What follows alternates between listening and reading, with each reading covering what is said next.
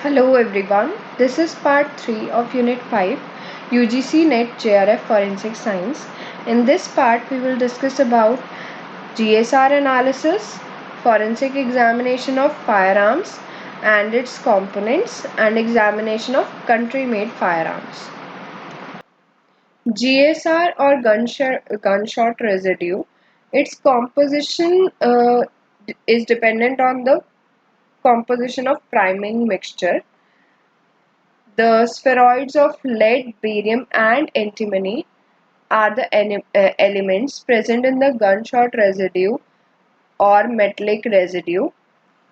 Because of the presence of lead stiffnate, barium sulfate, and antimony sulfide in the priming mixture. So, in case of bolt action rifles and shotguns, these spheroids may not be found on the hand of the shooter. GSR spheroids are of the following type: regular spheroids, in which these are the round particles of lead, barium, and antimony with the size of 1 to 10 microns. Nodular spheroids, in which two of the particles will combine together. So these are formed by the fusion of particles. They may be same or of different elements. For example, lead, barium, antimony, etc. In the third type, there is a layer of lead surrounding an inner core of barium of antimony or both. So, in the third type, the barium or antimony will be inside the covering of lead. GSR sample collection. So the hands of the suspect are swabbed using 5% nitric acid with the help of Johnson bud, and there can be the presence of copper or brass due to the jacket of the bullet or the cartridge case. Samples are analyzed using AAS or neutron activation analysis NAA. What is the amount of GSR present? It is very important, as it should be in the microgram level range, as nanogram level presence of these elements can be due to a person's occupation. So, lead can be found in the persons working in the area of batteries, paint, dyes, glass, pyrotechnics, etc. Barium in photography, chemicals, insecticides, ink, leather, radiography, pyrotechnics. Antimony in paint, hardening alloys, brake pads, pyrotechnics, etc. The common evidences found at the crime scene in case of firearms, crime related to firearms are firearm, live ammunition, fired cartridge case, fired bullet, pellets, wads, percussion cap, etc. Another is gunshot residue or scorching, burning, tattooing, blackening. All these may be present around the bullet hole or around the entrance hole. Abrasion collar, lead or copper ring, dirt ring, gunshot injuries, bullet holes, bullet marks, pellet pattern, cloth of victim, bullet wipe. What is bullet wipe? So bullet wipe is a residue of lead, primer materials, carbon and other materials from the barrel. So in order to see whether the firearm is recently used for firing or not. So the barrel of the firearm will be wiped. The human body or the body, any body, should be x-rayed and the bullet should be located and then recovered. For recovery purposes, plastic tip forceps are used, as metal forceps can produce new indentations or new marks on the bullet. So it will be difficult to identify those marks, and they can destroy the already present marks of the bullet. The class characteristics of firearm are make and model. Its make and model, type of action, caliber or bore, head stamps, number of lands and grooves in case of rifled one, direction of rifling, pitch of rifling, angle of rifling. Pitch of rifling is the distance in which rifling complete one turn. Angle of rifling is equals to D equals to L by pi tan theta, or cot theta is equals to L by pi D, where L is pitch and pi D is caliber. Drop at a given time is given by half gt square, where g is the acceleration due to gravity and t is the time. Width of land, width of grooves and depth of grooves. All these are the class characteristics of firearm. Individual characteristics of firearm. So when a firearm is manufactured, various processes are there. For example, hammering, cutting, grinding, filing, reaming, polishing, etc. So due to these processes, there are microscopic irregularities on the firearm in the form of nicks, notches, pits, striations, etc. These are helpful in the individualization of the firearm. Also, with the use of the firearm, use, abuse, rust, wear and tear marks are there, and these are also useful in the individualization of the firearm. Now, the individual characteristic feature of bullet or cartridge case. The first is the firing pin mark. These are generated when firing pin strikes the percussion cap of the cartridge case. Next is the barrel marks.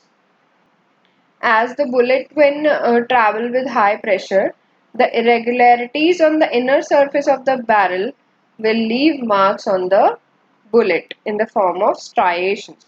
So these striations are known as barrel marks. Another is breech face marks. Breech face marks. So under high backward pressure of gases, the cartridge case will move towards against the breech face and results in the shearing of primer. So this process will lead to the development of irregularity on the breech face, and there will be marks on the head of the cartridge case. In cases when the percussion cap gets partly dislodged or disoriented and it enters a firing pin hole, so we will observe a striated breech face marks. Striation or chamber marks, these are due to the walls of the chamber. Under high pressure of propellant gas, the wall of cartridge case will tightly grip the wall of the chamber and it receives chamber impression on the cartridge walls. Another one is extractor marks. So when the cartridge case is extracted after firing, it will leave a mark on the rim or the extractor groove of the cartridge case. But these marks are absent in the case of revolver and shotgun cartridge cases. Ejector mark, again when the fired cartridge case is ejected, its rim strikes the ejector and will leave the mark. Analysis of firearms or bullets or cartridge cases. So to test bullets or cartridge cases, when we have the suspected firearm and bullet or cartridge case, the first thing is to produce a test bullet using the same weapon. Then these test bullets or test cartridge cases are compared using comparison microscope. Comparison microscope, in which two compound microscopes are connected together by an optical bridge. So the marks that we have discussed in the previous slide, these will be observed. And another instrument for the analysis of bullets or cartridge cases, SEM-EDX. Dermal nitrate or paraffin test. This test is used to detect the presence of nitrates and nitrites. So in this test, uh, first the suspect's hand is coated with melted paraffin wax and a solution of diphenylamine and ammonium chloride in sulfuric acid is used. In the presence of nitrates, DPA will get oxidized and produce a blue color. Walker's test for nitrite. So in this test, pattern of tattooing, that is of nitrite particle, is tested around the gunshot hole. The solutions used are solution 1 gram sulfanic acid in warming 30% glacial acetic acid. Another solution is 30 mg of alpha naphthylamine in 70 ml boiling distilled water, and then the solution is cooled and 30 ml of GAA is added. Solution 3, 15 to 20% GAA solution. So how this test is done? First, a photographic paper already washed in hypo solution or bleach solution is taken. It is first wiped with the solution and then dried.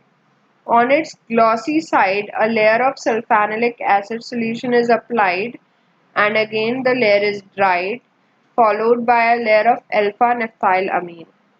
The paper is then capped on the table on which side the solution have been applied.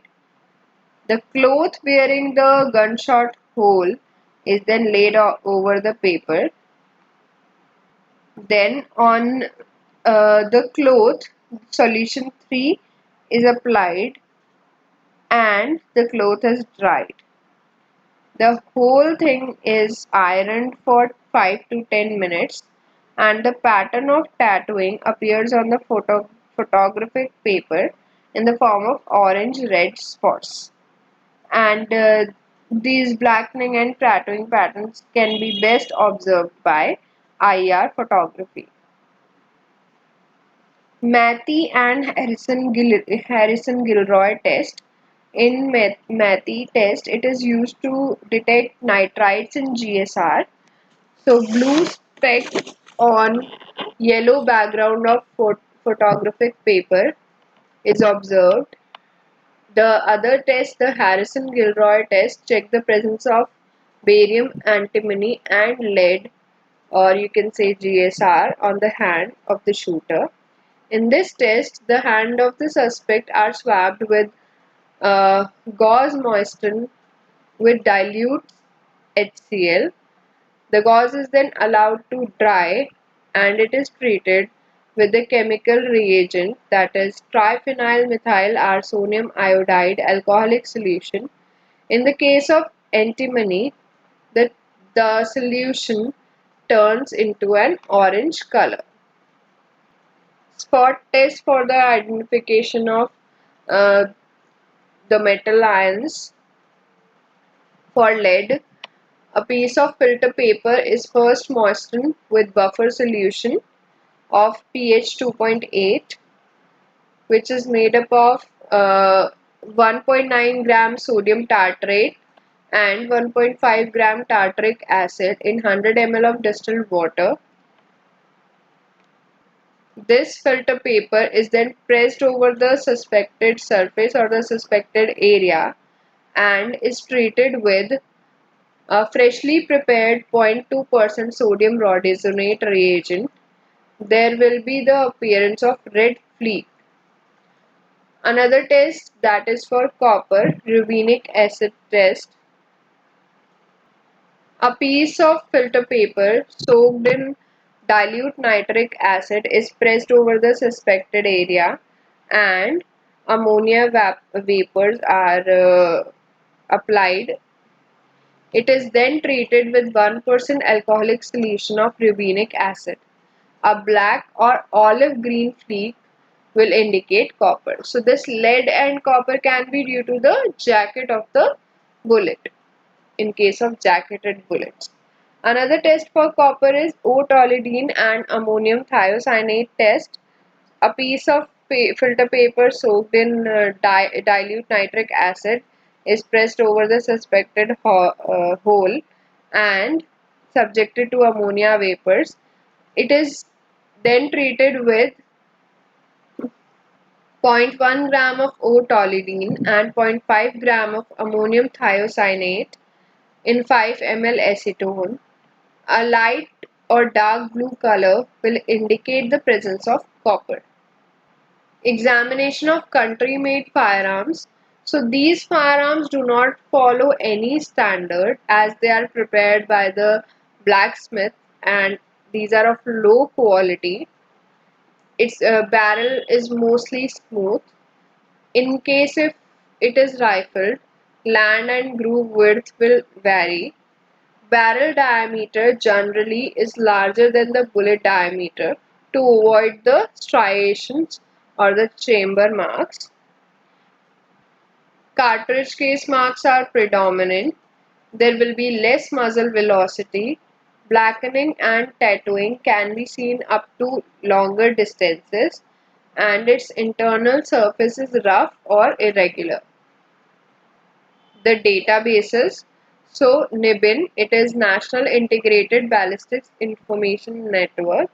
It is made up of two other databases that are DRUGFIRE and IBIS.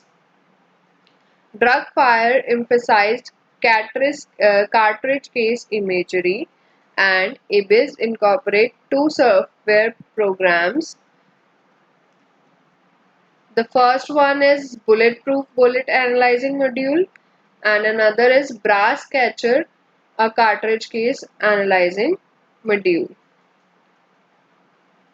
So how NIBIN works? When a firearm is manufactured in a factory, cartridges that are fired through it and the bullets are recovered and their data will be stored in the computer.